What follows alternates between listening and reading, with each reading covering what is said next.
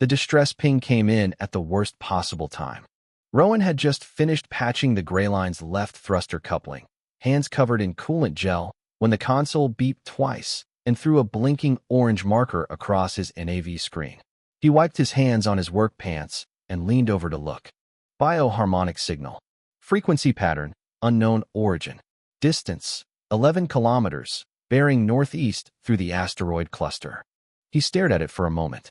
Bioharmonic signals were not common.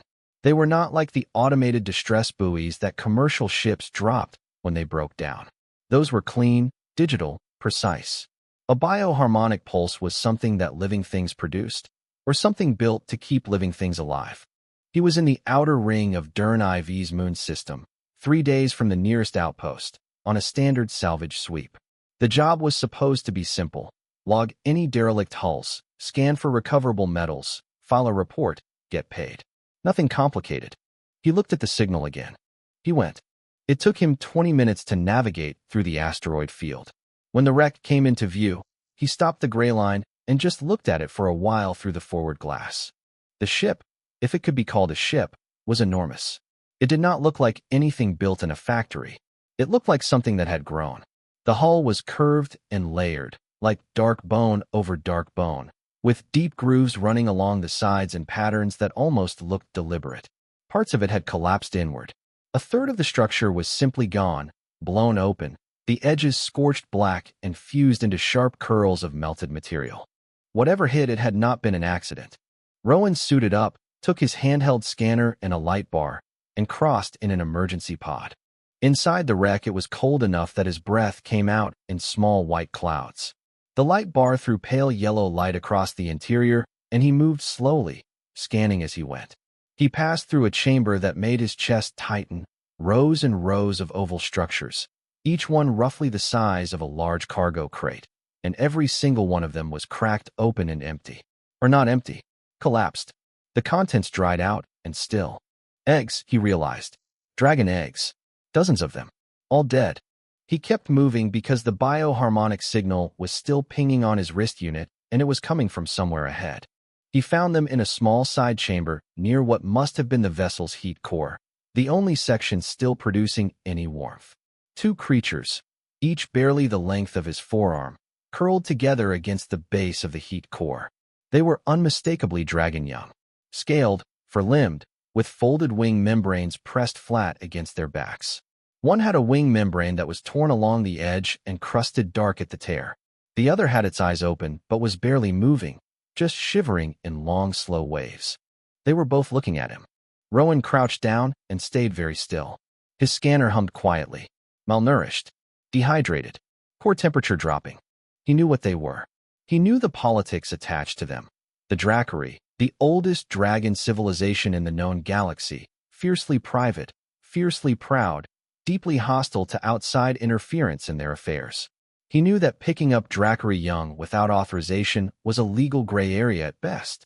He also knew that if he left them here, they would be dead in a few hours.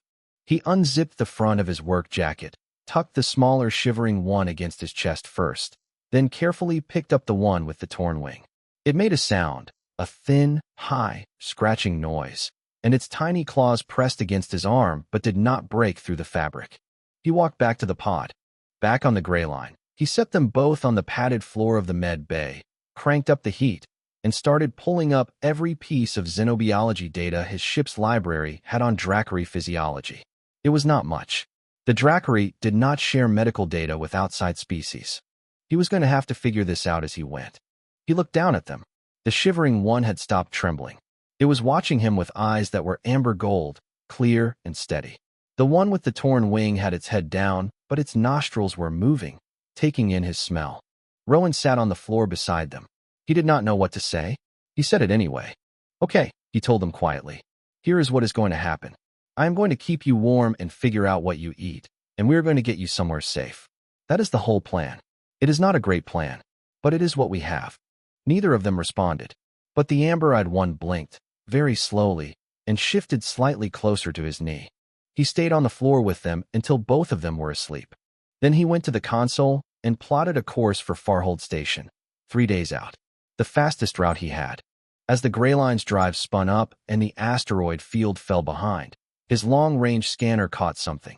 A tight beam signal, encrypted, sent from a point very close to the wreck site. It had gone out right around the time he was carrying the hatchlings back to his pod. Someone had been watching, and now someone knew. He looked at the two small shapes sleeping in the med bay on his internal camera feed. Then he looked at the NAV screen. Then he pushed the throttle forward and did not slow down. 3 days on a ship with 2 dragon hatchlings taught Rowan things no xenobiology database could have prepared him for. The first thing he learned was that they were hungry almost constantly. The second thing he learned was that they were picky. He tried synthesized protein paste. Both of them turned their heads away. He tried a liquid amino compound from his emergency rations. The one with the torn wing sniffed it and knocked the container over with her snout. He tried a warm broth he made from compressed nutrient blocks, and the amber-eyed one drank half of it, then looked at him like he had done something only slightly acceptable. He named the amber-eyed one Sora because she kept making a sound that started with that syllable whenever she wanted something. He named the other one Dale because when he said it once, reading off a Dracary cultural text on his datapad, the wounded hatchling lifted her head and looked directly at him. He was not sure if she recognized the word or if it was coincidence. He used the name anyway. Dale's wing membrane was the bigger worry. He had cleaned the tier as carefully as he could using the ship's med kit, which was designed for humans, not dragons, and wrapped it loosely in a sterile cloth. Dale tolerated this with the patience of something very tired. She slept most of the first day. Sora did not sleep much. Sora explored. She investigated every corner of the med bay she could reach, climbed onto the storage shelves twice, and had to be retrieved both times, and at one point made her way into the main corridor and was found sitting in front of the cockpit door, making a low, determined sound at it, until Rowan opened it and let her in. She sat in the co-pilot seat for 2 hours, watching the stars with her amber eyes very wide. He talked to them constantly, not because he thought they understood, but because the silence felt wrong. He told them about Farhold Station, about what he did for a living, about the time he got stranded for 6 days on a frozen relay platform waiting for a tow. By day 2, Sora had started responding to her name. Not reliably, but she would look up when he said it, which was more than he expected.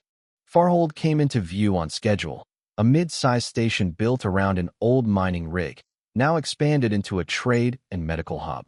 It was not glamorous, but it had a xenobiology clinic, and that was what mattered. He docked, transferred the hatchlings into an insulated carry crate with air holes he had cut himself, and went looking for the clinic. Dr. Neva Oren was the only xenobiologist on the station, and she did not look happy to be found. She was working on paperwork at her desk, a compact woman with short gray hair and glasses that she had clearly repaired herself at some point. One arm was held on with a small strip of silver tape. Rowan told her he had 2 injured juveniles of an unspecified species and needed help. She told him her shift was over. He set the crate on her desk and opened it. There was a long silence. "Those," she said very carefully, "are Dracary hatchlings." "Yes." "Where did you get them?" "Wreck site. Dern 4 Moonring. I can send you the scans." Another silence.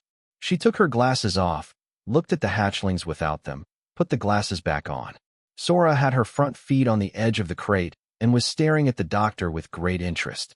Dale was visible at the back, watching. "The wing membrane needs proper treatment," Rowan said, "and I do not think I have been feeding them the right things."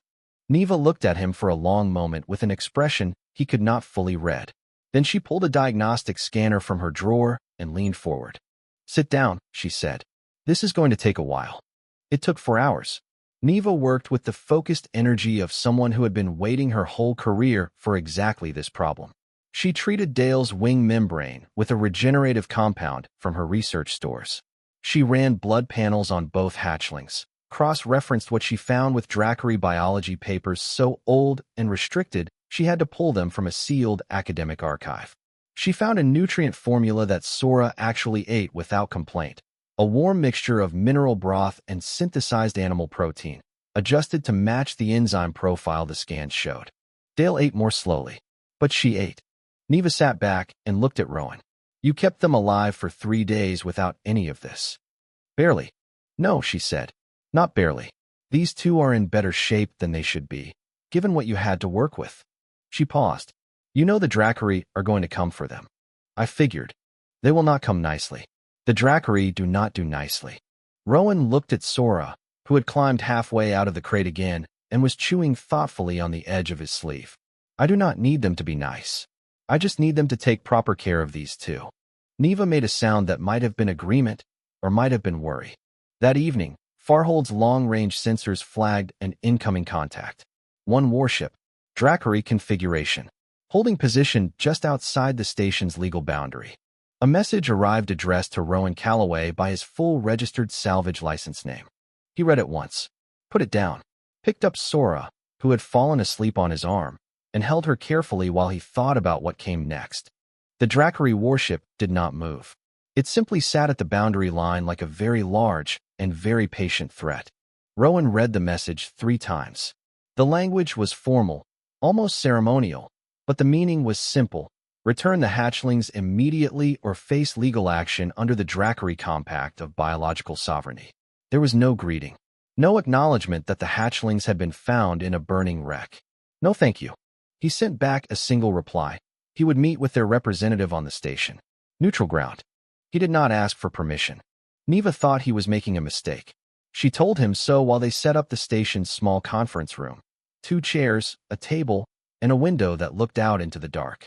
Rowan dragged in a 3rd chair and set it against the wall so the hatchlings would have somewhere to sit if they wanted. The Dracari sent 2. Elder Vraken came first through the docking corridor, tall even by Dracari standards, deep gray scales, wearing a layered dark coat that might have been ceremonial armor.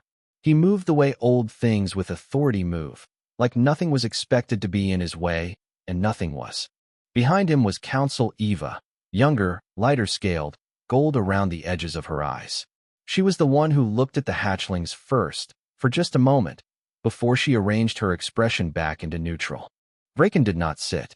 He looked at Rowan the way someone looks at an object that has been found in a place it does not belong.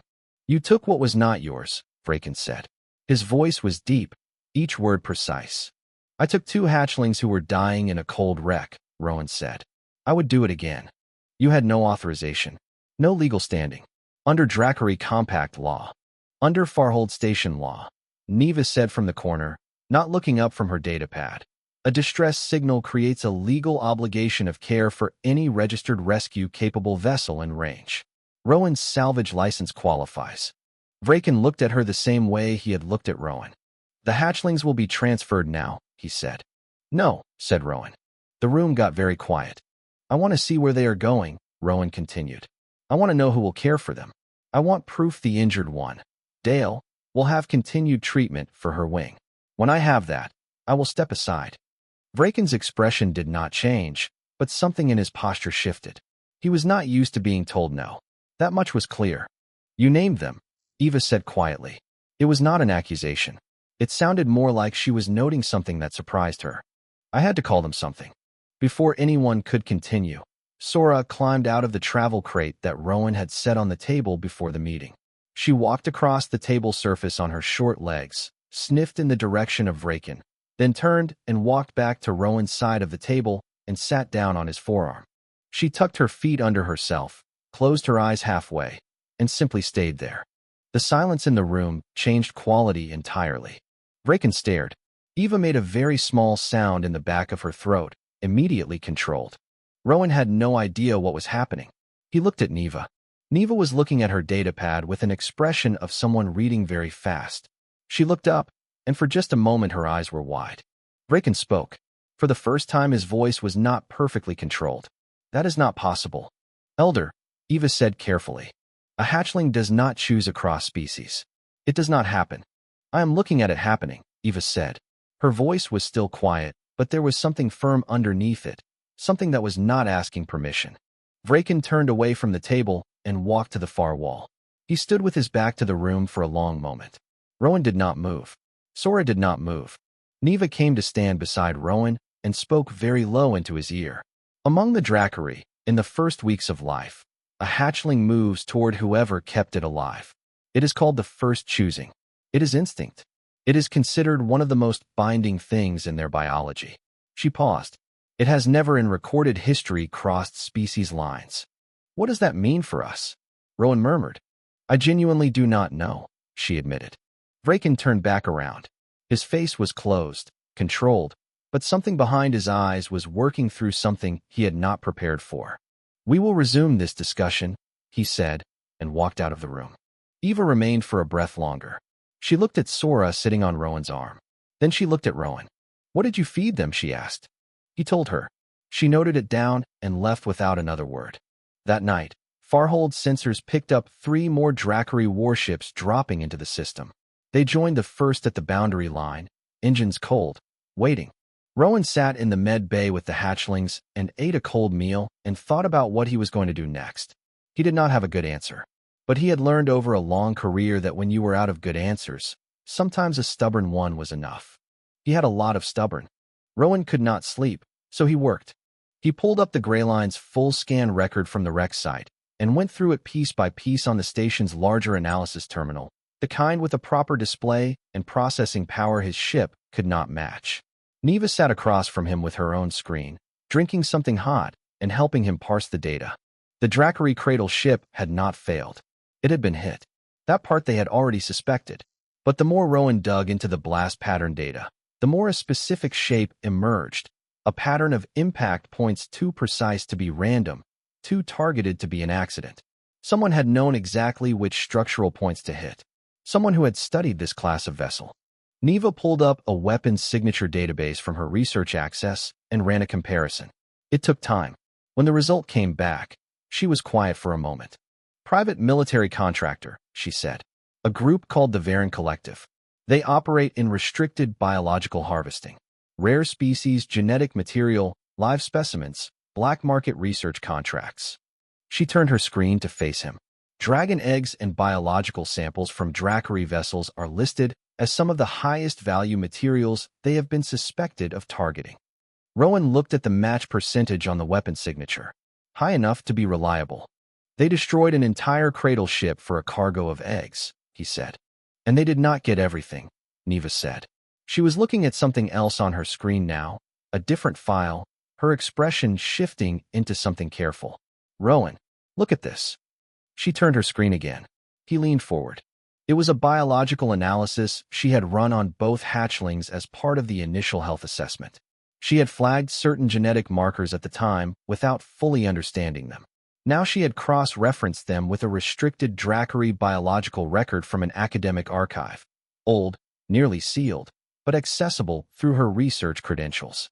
The markers in both hatchlings matched a specific bloodline designation, Dale Soren.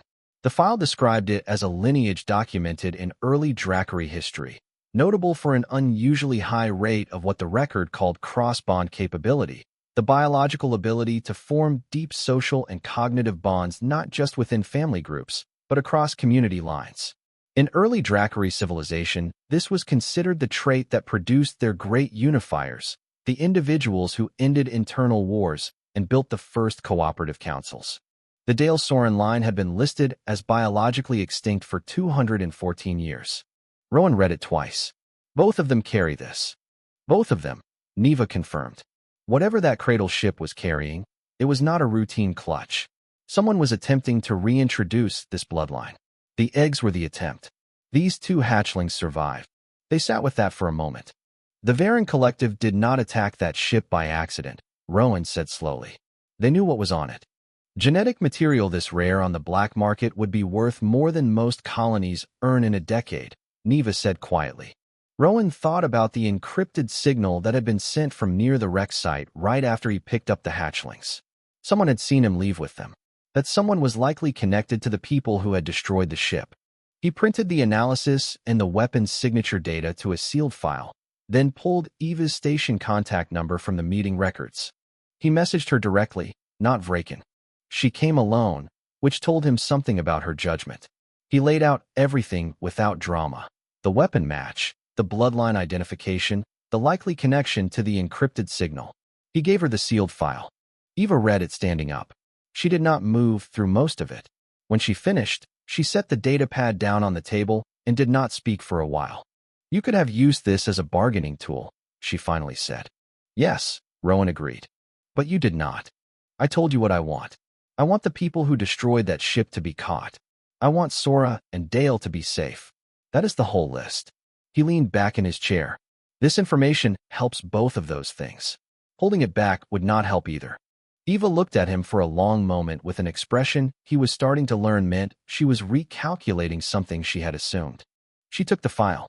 She left without telling him what she was going to do with it, but she walked faster than she had arrived. Rowan went back to the med bay. Dale was awake, her wings spread slightly, testing the membrane where the treatment had started to close the tear.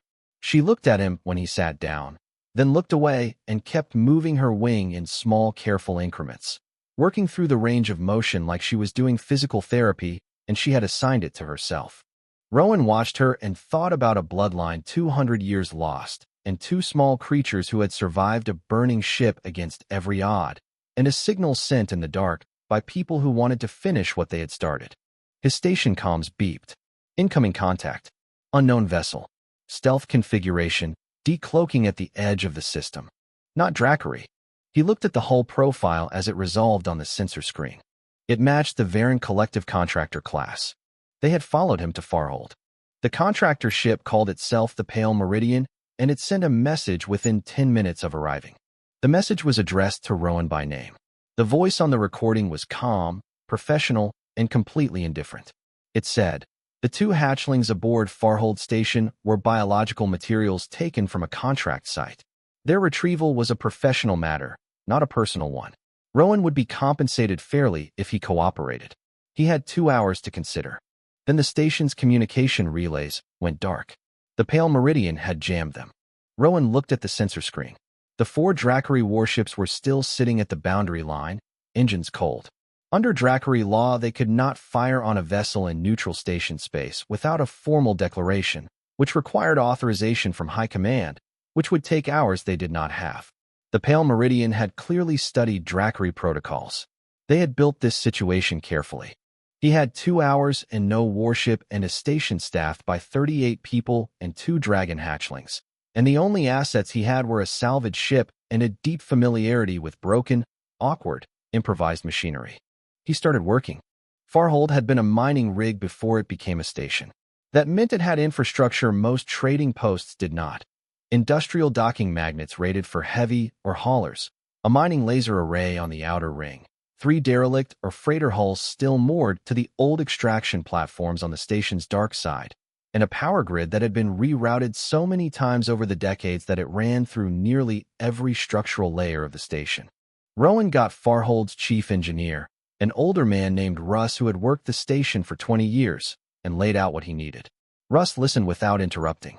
When Rowan finished, Russ was quiet for a moment, and then said, "That is either going to work or it is going to take out half our power systems." "I know," said Rowan. Russ nodded and got on his radio. The first thing they did was cut thrust power to the 3 derelict freighter hulls and use the docking magnet controls to push them out in 3 different directions from the station at low speed. The hulls had enough residual energy to read on sensors as low-power active vessels, not convincing up close, but enough to make the picture complicated. The Pale Meridian shifted its sensor focus between the 3 hulls. Stealth vessels relied on active sensor absorption. The same technology that made them hard to detect also meant they had to process everything they saw, and 3 unexpected moving contacts created noise. The second thing was the mining array. It was designed to cut rock with focused light, not to fight ships. But Rowan was not trying to cut anything. Stealth hulls worked by absorbing incoming signals, radar, LiDAR, sensor pings. But they also absorbed ambient light in that same spectrum to avoid reflective detection. If you hit a stealth hull with the mining array's full output in the right frequency band, you did not damage it. You blinded the optical sensors for as long as the light was on them. Russ's team redirected the array's targeting system using an old manual override that had not been touched in a decade. It took 11 minutes and a lot of creative engineering. It worked. The third thing was the power grid. The docking magnets were designed to hold haulers in place through electromagnetic force. If you rerouted the station's main power buffer through the outer magnet ring and discharged it at once, you got a localized electromagnetic pulse, not wide enough to affect the Drackery ships at the boundary, not powerful enough to destroy anything, but powerful enough to knock out unshielded electronics within 3 kilometers for about 40 seconds. Stealth systems required constant active processing. 40 seconds of lost processing was 40 seconds of visible hull. They needed 30 to get the timing right. Rowan spent the last half of his 2 hours coordinating with Russ, staying off the jammed communications by using the station's internal hardline system, which the Pale Meridian had not thought to block because it was a 60-year-old physical cable network that barely showed up on a modern sensor sweep. At 1 hour 50 minutes, Rowan contacted Vraken, not on the jammed comm on the Drackery warship's direct tactical channel, which Eva had quietly included at the bottom of the contact information she had given him when she took the file. He did not ask for help. He told Vraken that the people who destroyed the Cradle ship were in this system right now, that their hull would be fully visible for approximately 40 seconds starting in 9 minutes, and that Drackery legal authority over the Varen Collective's actions against a Drackery vessel was not in dispute. He told Vraken the window was 9 minutes away. Then he cut the channel. The mining array fired. The power buffer discharged. The 3 derelict hulls drifted in 3 directions. The Pale Meridian stealth system stuttered, and its hull came up on every sensor in the system, bright and clear, for 42 seconds. The Drackery warships fired on the second of that window. By the 15th second, the Pale Meridian had lost its drive core. By the 40th second, it had lost everything else. 4 Drackery boarding parties were on it before the stealth systems could restart. Farhold Station lost 30% of its outer power grid, and 2 of the docking magnets burned out completely. The lights in the med bay flickered and came back on dim. Sora had slept through the entire thing. She was curled against the side of Dale's uninjured wing, both of them tucked into the padded nest Rowan had made from salvage blankets in the corner. He sat down on the floor next to them and breathed for a moment. Russ appeared in the doorway. "Grid's holding," he said. "More or less." "Good," said Rowan. Russ looked at the hatchlings. He looked at Rowan. "You are going to have a very complicated rest of the week." "I know," said Rowan. An hour later, Elder Vraken came aboard Farhold Station for the first time. He walked through the damaged corridor. He walked past Neva. He walked past Eva. He stopped in front of Rowan, who was still in work clothes with his sleeves rolled up, and he stood there for a long moment without speaking. Then Elder Vraken, who had lived through 4 centuries of Drackery history and had bowed to nothing that was not Drackery, bent forward at the waist, head lower than heart. A full elder's bow. Rowan did not know what to do, so he nodded, which was the most respectful thing he could think of. Nobody in the corridor said a word. Vraken did not explain the bow. Not that night. He arranged for his ship's medical team to come aboard and assist Neva with both hatchlings, then posted a guard at the med bay door, not to keep Rowan out, but to make sure no one else got in. He requisitioned the damaged docking magnet for emergency repair through Drackery engineering crews and had Farhold's outer grid restored before the next morning. He did all of this without being asked and without explaining himself. It was Eva who finally sat down with Rowan the following evening and told him the truth. She spoke carefully, as if choosing each word from a set that had been arranged in front of her. She said the Drackery were not well. She did not mean politically or militarily. She meant biologically. For the past 50 years, Drackery birth rates had been declining. Not sharply enough to cause immediate panic, but steadily, consistently, in a direction that their own scientists had begun to call irreversible. Ancient bloodlines were narrowing. Genetic diversity was collapsing inward. The Dale Soren bloodline, she said, had not gone extinct by accident. It had been lost during a period of internal conflict 2 centuries ago, a schism in Drackery society that had scattered certain family lines beyond recovery. For generations they had been a story, something in historical records, something that had been beautiful and was now gone. The project to reintroduce the bloodline had been a private undertaking by a small group of Drackery scientists and elders who believed it was the only real long-term answer to the genetic collapse. It had taken decades to locate enough residual biological material to attempt it. The Cradle ship had been the first real effort, the first viable eggs ever produced. When it was destroyed, everyone had assumed the project was finished, that the last attempt had failed. No one had known 2 eggs had survived. Rowan sat with this for a while. Eva led him. "They are not just hatchlings," he said finally. "Not as a question. To us they are hatchlings first," Eva said. "That is what matters most. But they are also something our species has been quietly mourning for 200 years." She paused. And they are alive because a human salvage scout followed a bioharmonic signal that was not his responsibility and chose not to leave them behind. Rowan looked out the window at the stars. Will they be safe? He asked. Truly. Vraken gave his elder's oath, she said. Among my people there is no stronger bond. His oath is filed with high command and cannot be revoked while he lives. She looked at him steadily. They will be cared for. They will be raised among their own people, with their own history, with everything they deserve. He nodded. The handover was not a ceremony. He had asked for that specifically, and Eva had arranged it. Just Rowan, Neva, Eva, and the hatchlings in the med bay. He sat with them for an hour. He told them about the stars outside and the route the Grey Line was going to take going home, and some things he had seen in his years of salvage work that he thought were worth describing. Sora sat in his lap and watched his face while he talked. Dale sat nearby, her wing fully extended now, the membrane healed clean, and watched him with her old steady eyes. When he stood up to leave, Sora climbed up his arm to his shoulder and bumped her head against his jaw once, very firmly. He held her there for a moment. Then he set her down gently beside Dale. Dale looked at him. She lifted one small foreclaw and placed it flat against the back of his hand where it rested on the floor between them. She held it there for 3 seconds. Then she withdrew it and looked away, as if the matter was settled. Neva told him later, after she had looked it up, that the gesture was called the returning in old Dracari texts. It meant, I will find you again. It was something Dracari used only with those they intended to come back to. He left them with Eva. He walked back to the Grey Line, filed his departure with Farhold's dock control, and undocked quietly. 6 months later, somewhere between a derelict or platform and the edge of an uncharted system, Rowan was eating a cold meal at his console when a news brief came through on the public compact channel. The Dracari High Council had issued a formal declaration. The brief described it as unprecedented, a title, the Warden of the Cradle, bestowed for the first time in 4,000 years of Dracari recorded history upon a non-Dracari individual. The declaration acknowledged a life debt that by Dracari law could never be fully repaid. It had been broadcast on every Dracari communication channel and to every member world in the Galactic Compact.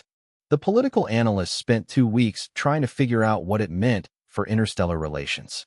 Rowan read the brief once, ate a few more bites, and went back to his NAV chart. That evening, an encrypted message arrived. Dracari script. He could not read it. He forwarded it to Neva. Her reply came back in under a minute. 3 words. She said hello. He set down his fork. He looked at the message on the screen for a long time. The Grey Line hummed around him, engines steady, stars sliding past the forward glass in slow, bright lines. After a while, he smiled. It was not a big smile. It was the kind that comes when something you did a long time ago, something small, something quiet, something that no one was watching, turns out to have mattered more than you ever thought it would. He saved the message. Then he picked up his fork and finished his meal and went back to work.